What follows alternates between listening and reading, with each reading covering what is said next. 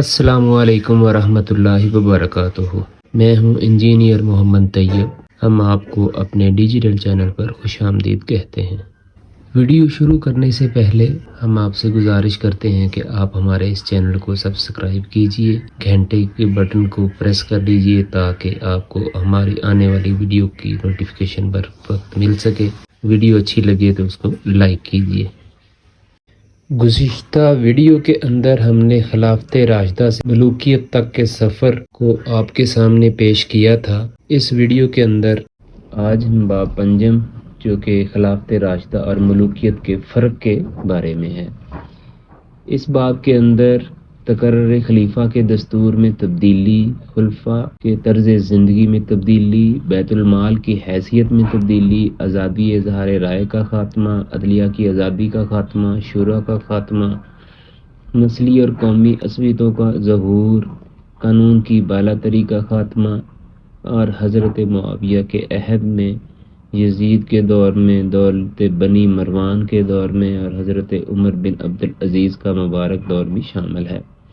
دولت بنی عباس، عباسیوں کے وعدے، ان کا عمل، شعوبی تحریک، امت کا رد عمل، قیادت کی تقسیم، سیاسی قیادت، دینی قیادت، دونوں قیادتوں کے باہمی تعلقات اور اسلام کا اصل منشا، یہ سب اس باب کے اندر شامل ہے۔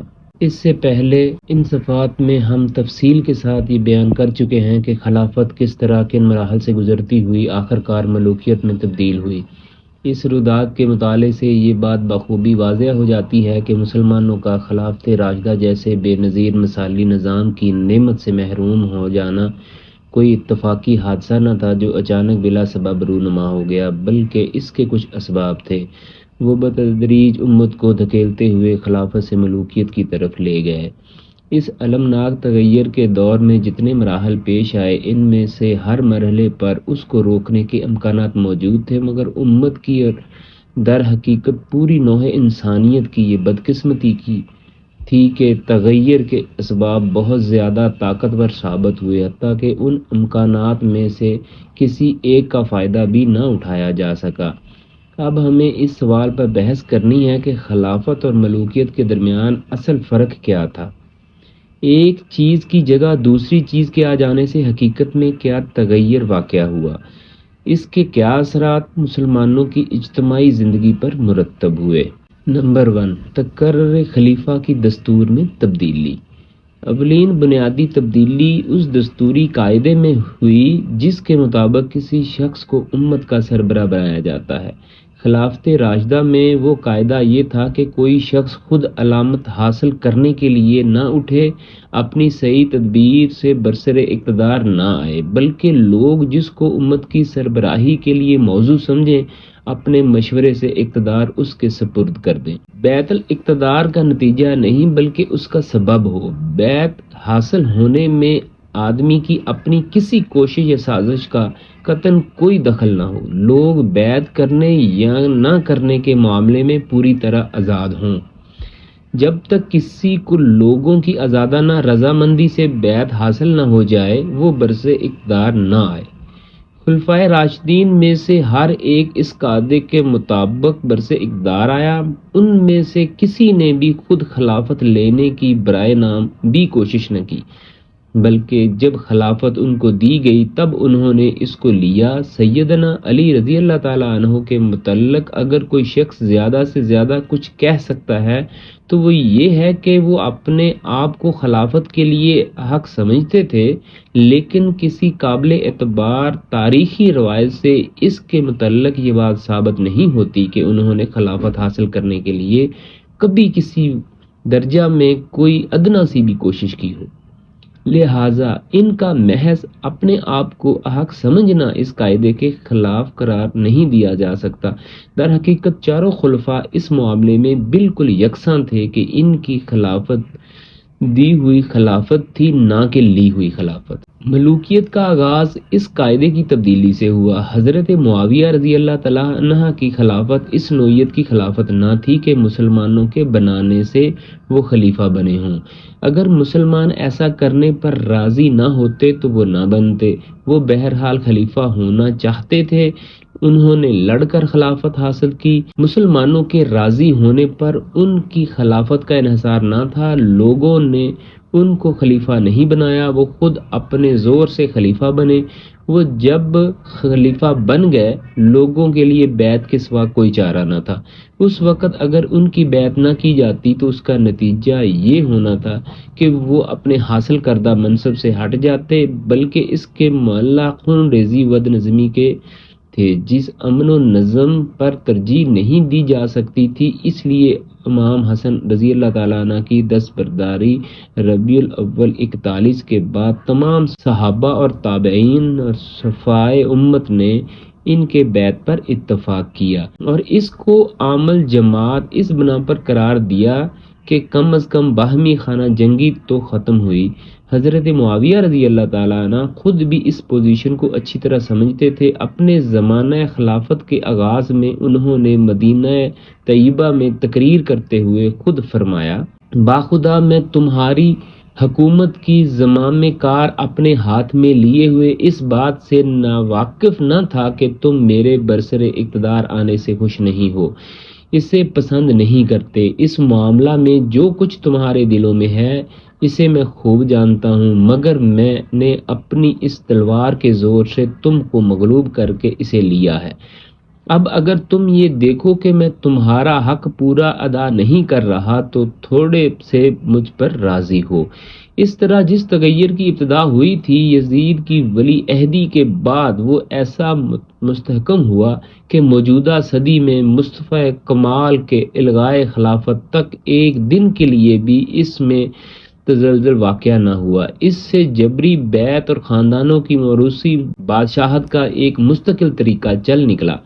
اس کے بعد سے آج تک مسلمانوں کو انتخابی خلافت کی طرف پلٹنے کا کوئی موقع نصیب نہ ہو سکا۔ لوگ مسلمانوں کے آزادانہ اور کھلے مشورے سے نہیں بلکہ طاقت سے برسر اقتدار آتے رہے۔ بیعت سے اقتدار حاصل ہونے کی بجائے اقتدار سے بیعت حاصل ہونے لگی۔ بیعت کرنے یا نہ کرنے میں مسلمان آزاد نہ رہے۔ بیعت کا حاصل ہونا اقتدار پر قابض ہونا اور قابض رہنے کے لیے شرط نہ رہا۔ لوگوں کی اول تو یہ مجال نہ تھی کہ جس کے ہاتھ میں اقتدار آیا ہو اس کے ہاتھ پر بیعت نہ کرتے، لیکن اگر وہ بیعت نہ بھی کرتے تو اس کا نتیجہ ہرگز یہ نہ ہوتا تھا کہ جس کے ہاتھ میں اقتدار آ گیا وہ ان کے بیعت نہ کرنے کی وجہ سے ہٹ جائے۔ یہاں یہ بحث بالکل غیر متعلق ہے کہ مسلمانوں کی آزادانہ مشاورت کے بغیر جو خلافت یا امارت بزور قائم ہوئی وہ آئینی طور پر منعقد ہو جاتی ہے یا نہیں۔ اصل سوال منعقد ہونے یا نہ ہونے کا نہیں بلکہ یہ ہے کہ اسلام میں نصب الخلافت کا صحیح طریقہ آیا وہ جس سے خلفائے راشدین خلیفہ ہوئے یا وہ جس سے حضرت معاویہ اور ان کے بعد کے لوگ خلیفہ بنے۔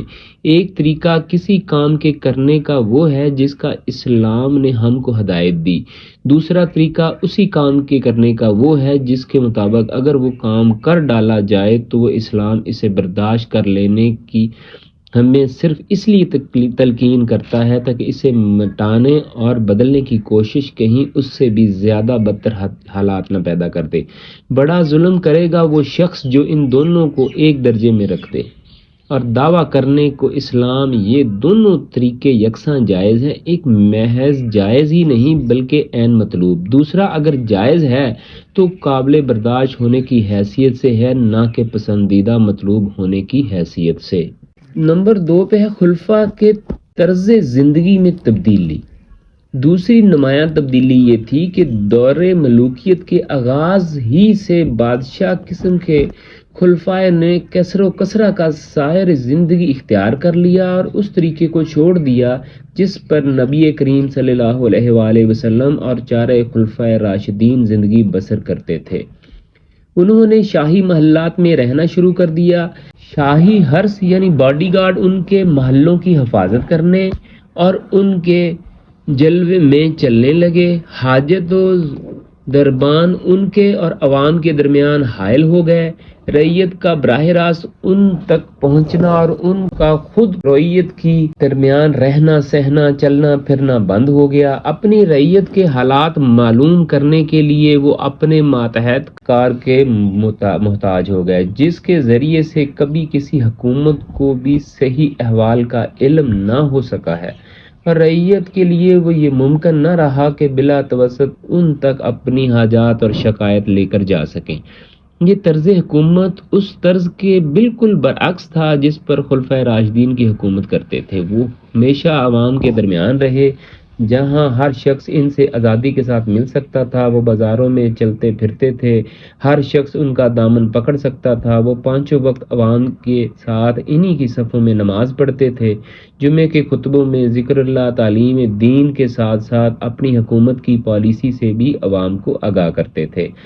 اپنی ذات اور اپنی حکومت کے خلاف عوام کے ہر اعتراض کا جواب دہی بھی کرتے تھے۔ اس طریقے کو حضرت علی رضی اللہ تعالیٰ عنہ نے کوفے میں اپنی جان کا خطرہ مول لے کر بھی آخر وقت تک نبھایا، لیکن ملوکیت کا دور شروع ہوتے ہی اس نمونے کو چھوڑ کر روم و ایران کے بادشاہوں کا نمونہ اختیار کر لیا گیا۔ اس تبدیلی کی ابتدا حضرت معاویہ رضی اللہ تعالیٰ عنہ کے زمانے میں ہو چکی تھی، بعد میں یہ برابر بڑھتی ہی چلی گئی۔ تیسرے نمبر پہ ہے بیت المال کی حیثیت میں تبدیلی۔ تیسری جو اہم تبدیلی بیت المال کے متعلق خلفاء کے طرز عمل میں رونما ہوئی، وہ بیت المال کا اسلامی تصور یہ تھا کہ وہ خلیفہ اور اس کی حکومت کے پاس خدا اور خلق کی امانت ہے، جس میں کسی کو من مانے طریقے پر تصرف کرنے کا حق نہیں۔ خلیفہ نہ اس کے اندر قانون کے خلاف کوئی چیز داخل کر سکتا تھا، نہ قانون کے خلاف اس میں سے کچھ خرچ کر سکتا تھا۔ وہ ایک ایک پائی کا آمد اور خرچ کے لیے جواب دہ تھا۔ وہ اپنی ذات کے لیے صرف اپنی تنخواہ لینے کا حقدار تھا، جتنا ایک اوسط درجے کی زندگی بسر کرنے کے لیے کافی ہو۔ دور ملوکیت میں بیت المال کا یہ تصور اس تصور سے بدل گیا کہ خزانہ بادشاہ اور شاہی خاندان کی ملک ہے، رعیت بادشاہ کی محض جگیردار ہے اور کسی کی حکومت سے حساب پوچھنے کا حق نہیں ہے۔ اس دور میں بادشاہوں اور شاہزادوں کے بلکہ ان کے گورنروں اور سپہ سالاروں تک کی زندگی جس شان و شوکت سے بسر ہوتی تھی، وہ بیت المال میں بے جا تصرف کے بغیر کسی طرح ممکن نہ تھا۔ حضرت عمر بن عبد العزیز نے اپنے زمانے میں جب شہزادوں اور امراء کی ناجائز املاک کا محاسبہ کیا تو اس وقت انہوں نے خود ہی اپنی 40,000 دینار سالانہ کی جائیداد، جو انہوں نے اپنے والد عبد العزیز بن مروان سے میراث میں ملی تھی، بیت المال کو واپس کی۔ اس جائیداد میں فضق بھی شامل تھا جو نبی کریم صلی اللہ علیہ وآلہ وسلم کے بعد تمام خلفاء کے زمانے میں بیت المال کے ملک رہا تھا۔ حضرت ابوبکر رضی اللہ تعالیٰ عنہ نے اپنے حضور رضی اللہ تعالیٰ عنہ کی میراث میں حضور اکرم صلی اللہ علیہ وآلہ وسلم کی میراث میں آپ کی صاحبزادی تک کو دینے سے انکار کر دیا تھا، مگر مروان بن حکم نے اپنے زمانہ خلافت میں اسے اپنے ملک اور اپنی اولاد کی میراث بنا دیا۔ یہ تو تھا بیت المال سے خرچ کے معاملے میں ان حکمرانوں کا طرز عمل۔ اب بیت المال کی آمدنی کو دیکھیے تو نظر آتا ہے کہ اس کے بارے میں بھی حلال و حرام کی تمیز ان کے ہاں اٹھتی چلی گئی۔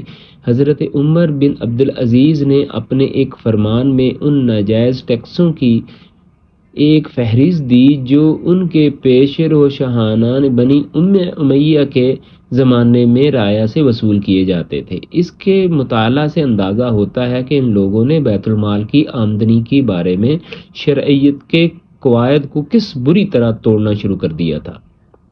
اس سلسلے میں سب سے بڑا ظلم یہ تھا جو غیر مسلم اسلام قبول کر لیتے تھے، ان پر بھی اس بہانے جزیہ لگا دیا جاتا تھا کہ محض جزیے سے بچنے کے لیے ایمان لا رہے ہیں، حالانکہ اصل وجہ ان فعل کی یہ تھی کہ اشاعت اسلام سے ان کو بیت المال کی کوئی آمدنی کم نہ ہو جائے کا خطرہ تھا۔ ابن اسیر کی روایت ہے کہ حجاج بن یوسف عراق کے واسرائے کو اس کے والیوں نے لکھا کہ ذمی کثرت سے مسلمان ہو کر بصرہ اور کوفہ میں آباد ہو رہے ہیں، اس سے جزیہ اخراج کی آمدنی گھٹ رہی ہے۔ اس پر حجاج نے فرمان جاری کیا کہ ان لوگوں کو شہروں سے نکالا جائے اور ان پر حسب سابقہ جزیہ لگایا جائے۔ اس حکم کی تعمیل میں جب یہ 9 مسلم بصرہ کوفہ سے نکالے جا رہے تھے تو یا محمدہ پکار کر روتے جاتے تھے۔ ان کو سمجھ میں نہ آتا تھا کہ کہاں جا کر اس ظلم پر فریاد کریں۔ اس صورتحال پر بصرہ و کوفہ کے علماء و فقہا چیخ اٹھے، اور جب یہ 9 مسلم روتے پیٹتے شہروں سے نکلے تو علماء اور فقہا بھی ان کے ساتھ روتے جاتے تھے۔ حضرت عمر ابن عبدالعزیز جب خلیفہ ہوئے تو خراساں سے ایک وفد نے آ کر ان سے شکایت کی کہ ہزارہا آدمی جو مسلمان ہوئے تھے سب پر جزیہ لگا دیا گیا ہے، اور گورنر کے تعصب کا یہ حال ہے کہ وہ علانیہ کہتا ہے کہ اپنی قوم کا ایک آدمی مجھے دوسرے 100 آدمیوں سے زیادہ عزیز ہے۔ اسی بنیاد پر جب حضرت موصوف نے الجراح بن عبداللہ الحکمی کو خراساں کی گورنی سے معزول کیا، وہ اپنے فرمان میں لکھتا ہے، اللہ تعالیٰ نے محمد صلی اللہ علیہ وآلہ وسلم کو داعی بنا کر بھیجا تھا، نہ کہ تحصیلدار۔ نمبر 4، آزادی اظہار رائے کا خاتمہ۔ اس دور کے تغیرات میں ایک اہم تغیر یہ تھا کہ مسلمانوں سے امر بالمعروف اور نہی عن المنکر کی آزادی سلب کر لی گئی۔ حالانکہ اسلام نے اسے مسلمانوں کا صرف حق ہی نہیں بلکہ فرض قرار دیا تھا، اور اسلامی معاشرہ ریاست کا صحیح راستے پر چلنا اس پر منحصر تھا کہ قوم کا ضمیر زندہ ہے اور اس کے افراد کی زبانیں آزاد ہوں، ہر غلط کام پر وہ بڑے سے بڑے آدمی کو ٹوک سکیں اور حق بات پر برملا کہہ سکیں۔ خلافہ راشدہ میں لوگوں کی یہ آزادی پوری طرح محفوظ تھی۔ خلفائے راشدین اس کی نہ صرف اجازت دیتے تھے بلکہ اس پر لوگوں کی ہمت افزائی کرتے تھے۔ ان کے زمانہ میں حق بات کہنے والے ڈانٹ اور دھمکی سے نہیں بلکہ تعریف و تحسین سے نوازے جاتے تھے۔ تنقید کرنے والوں کو دبایا نہیں جاتا تھا بلکہ ان کو معقول جواب دے کر مطمئن کرنے کی کوشش کی جاتی تھی۔ لیکن دور ملوکیت میں ضمیروں پر کفل چڑھا دیے گئے اور زبانیں بند کر دی گئیں۔ اب قاعدہ یہ ہو گیا کہ منہ کھولو گے تو تعریف کے لیے کھولو، ورنہ چپ رہو۔ اگر تمہارا ضمیر ایسا ہی زوردار ہے کہ تم حق گوئی سے باز نہیں رہ سکتے تو قید اور قتل کوڑوں کے مار پر تیار ہو جاؤ۔ چنانچہ جو لوگ بھی اس دور میں حق پر بولتے غلط کاریوں پر ٹوکنے سے باز نہ آئے، ان کو بدترین سزائیں دی گئی تاکہ پوری قوم دہشت زدہ ہو جائے۔ اس نئی پالیسی کی ابتدا حضرت معاویہ رضی اللہ تعالیٰ عنہ کے زمانے میں حضرت حجر بن عدی کے قتل سے شروع ہوئی، جو ایک زاہد اور عابد صحابی اور صلحائے امت میں ایک اونچے مرتبے کے شخص تھے۔ حضرت معاویہ رضی اللہ تعالیٰ عنہ کے زمانے میں جب منبروں اور خطبوں پر علانیہ حضرت علی رضی اللہ تعالیٰ عنہ پر لعنت و سب و شتم کا سلسلہ شروع ہوا تو عام مسلمانوں کے دل ہر جگہ ہی اس سے زخمی ہو رہے تھے، مگر لوگ خون کا گھونٹ پی کر خاموش ہو جاتے تھے۔ کوفہ میں حجر بن عدی سے صبر نہ ہو سکا اور انہوں نے جواب میں حضرت علی رضی اللہ تعالیٰ عنہ کی تعریف اور حضرت معاویہ رضی اللہ تعالیٰ عنہ کی مذمت شروع کر دی۔ حضرت مغیرہ جب تک کوفہ کے گورنر رہے وہ ان کے ساتھ رعایت برتتے تھے۔ ان کے بعد جب زیاد کو گورنی میں بصرہ کے ساتھ کوفہ میں بھی شامل ہو گیا تو اس کے اور ان کے درمیان کشمکش برپا ہو گئی۔ وہ خطبے میں حضرت علی رضی اللہ تعالیٰ عنہ کو گالیاں دیتا تھا اور یہ اٹھ کر اس کا جواب دینے لگے تھے۔ اس دوران میں ایک مرتبہ انہوں نے نماز جمعہ میں تاخیر پر بھی اس کو ٹوکا۔ آخرکار اس نے ان کے 12 ساتھیوں کو گرفتار کر لیا اور ان کے خلاف بہت سے لوگوں کی شہادتیں اس فرد جرم پر لیں۔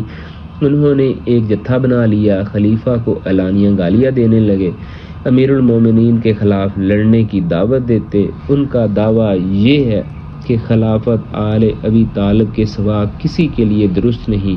انہوں نے شہر میں فساد برپا کیا اور امیر المومنین کے عامل کو نکال باہر کیا۔ یہ ابو تراب یعنی حضرت علی رضی اللہ تعالیٰ عنہ کی حمایت کرتے ہیں، ان پر رحمت بھیجتے ہیں، ان کے مخالفین سے اظہار برآمد کرتے ہیں۔ ان گواہیوں میں سے ایک گواہی قاضی شرعی کی بھی ثبت کی گئی، مگر انہوں نے ایک الگ خط میں حضرت معاویہ رضی اللہ تعالیٰ عنہ کو لکھ بھیجا کہ میں نے سنا ہے کہ آپ کے پاس حجر بن عدی کے خلاف جو شہادتیں بھیجی گئی ہیں ان میں سے ایک میری شہادت بھی ہے۔ میری اصل شہادت حجر کے متعلق یہ ہے کہ ان لوگوں میں سے ہیں جو نماز قائم کرتے ہیں، زکوٰۃ دیتے ہیں، دائمہ حج و عمرہ کرتے ہیں، نیکی کا حکم دیتے ہیں اور بدی سے روکتے ہیں۔ ان کا خون اور مال حرام ہے، آپ چاہیں تو انہیں قتل کریں ورنہ معاف کر دیں۔ اس طرح یہ ملزم حضرت معاویہ رضی اللہ تعالیٰ عنہ کے بعد بھیجے گئے اور انہوں نے ان کے قتل کا حکم دے دیا۔ قتل سے پہلے جلادوں نے ان کے سامنے جو بات پیش کی وہ یہ تھی کہ ہمیں حکم دیا گیا ہے کہ اگر تم حضرت علی رضی اللہ تعالیٰ عنہ سے برات کا اظہار کرو اور ان پر لعنت بھیجو تو تمہیں چھوڑ دیا جائے گا ورنہ قتل کر دیا جائے گا۔ ان لوگوں نے یہ بات ماننے سے انکار کر دیا۔ حجر نے کہا کہ میں زبان سے وہ بات نہیں نکال سکتا جو رب کو ناراض کرے۔ آخر کار وہ ان کے ساتھ ساتھی قتل کر دیے گئے۔ ان میں سے ایک صاحب عبد الرحمن بن حسان کو حضرت معاویہ رضی اللہ تعالیٰ عنہ نے زیاد کے پاس واپس بھیج دیا۔ اس کو لکھا کہ انہیں بدترین طریقے سے قتل کرنا، چنانچہ اس نے انہیں زندہ دفنا دیا۔ اس واقعے نے امت کے تمام صفحاء کا دل ہلا دیا۔ حضرت عبداللہ بن عمر رضی اللہ تعالیٰ عنہ اور حضرت عائشہ رضی اللہ تعالیٰ عنہ کو یہ خبر سن کر سخت رنج ہوا۔ حضرت عائشہ رضی اللہ تعالیٰ نے حضرت معاویہ رضی اللہ تعالیٰ عنہ کے اس فعل سے باز رہنے کے لیے پہلے ہی خط لکھا تھا۔ بعد میں جب ایک مرتبہ حضرت معاویہ رضی اللہ تعالیٰ ان سے ملنے آئے تو انہوں نے فرمایا، اے معاویہ، تمہیں حجر کا قتل کرتے ہوئے خدا کا ذرا خوف نہ ہوا؟ حضرت معاویہ رضی اللہ تعالیٰ عنہ کے گورنر خراسان ربیع بن زیاد الحارثی نے جب یہ خبر سنی تو پکار اٹھے کہ خدایا، اگر تیرے علم میں میرے اندر کچھ خیر باقی ہے تو مجھے دنیا سے اٹھا لے۔ حضرت حسن بصری رحمۃ اللہ علیہ فرماتے ہیں کہ حضرت معاویہ رضی اللہ تعالیٰ عنہ کے 4 افعال ایسے ہیں کہ اگر کوئی شخص ان میں سے کسی ایک کا ارتکاب بھی کرے تو وہ اس کے حق میں مہلک ہو۔ ایک کہ ان کا اس امت پر تلوار سونپ لینا اور مشورے کے بغیر حکومت پر قبضہ کرنا، حالانکہ امت میں بقایا صحابہ موجود تھے۔ دوسرا، ان کے اپنے بیٹے کو جانشین بنانا، حالانکہ وہ شرابی اور نشہ باز تھا، ریشم پہنتا تھا۔ تیسرا، ان کا زیاد کو اپنے خاندان میں شامل کرنا، حالانکہ نبی کریم صلی اللہ علیہ وآلہ وسلم کا صاف حکم موجود تھا کہ اولاد اس کی ہے جس کے بستر پر وہ پیدا ہو، زاننے کے لیے کنکر پتھر ہیں۔ چوتھا، ان کا حجر اور ان کے ساتھیوں کو قتل کرنا۔ اس کے بعد لوگوں کی آواز کو جبر و قلم سے دبانے کا سلسلہ بڑھتا چلا گیا۔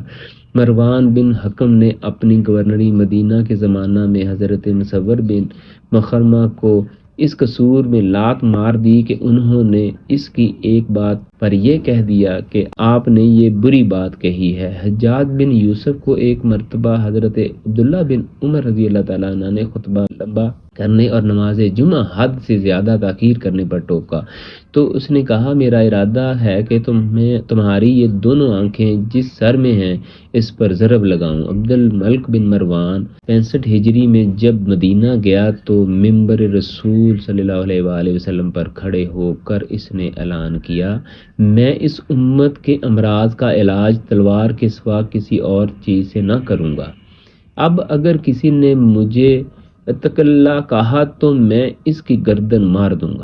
ولید بن عبد الملک نے ایک دفعہ خطبہ جمعہ کو اتنا طول دیا کہ عصر کا وقت بھی گزرنے لگا۔ ایک شخص نے اٹھ کر کہا، امیر المومنین، وقت آپ کا انتظار نہ کرے گا اور نماز میں اتنی تاخیر کر دینے پر آپ خدا کے سامنے کوئی عذر پیش نہ کر سکیں گے۔ ولید نے جواب دیا، اے شخص، تو نے سچ کہا، مگر ایسے راست گفتار آدمی کی جگہ وہ نہیں ہے جہاں تو کھڑا ہے۔ چنانچہ اسی وقت شاہی باڈی گارڈ نے اسے قتل کر کے جنت پہنچانے کا انتظام کر دیا۔